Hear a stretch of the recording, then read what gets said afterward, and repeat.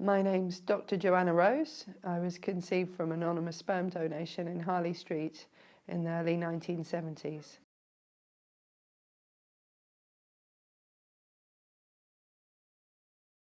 No, I don't know who my father is.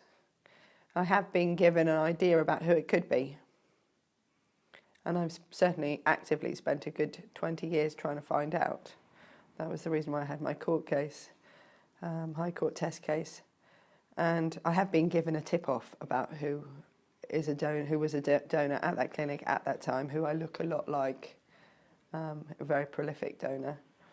But he's a doctor and a medical scientist, but in spite of that, he's totally uncompassionate about my need to know any medical history or anything about my own ethnicity. He's just totally disinterested in being any help, despite the fact that I've said, look, I'll respect your privacy, but can we get a balance here?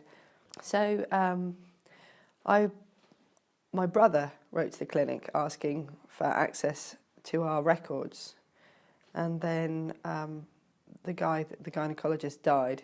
He didn't supply them, and then his son took over the practice, and he claimed that the records had been destroyed by a flood and a fire. And we eventually had a court case to try and at least establish if our human rights were engaged.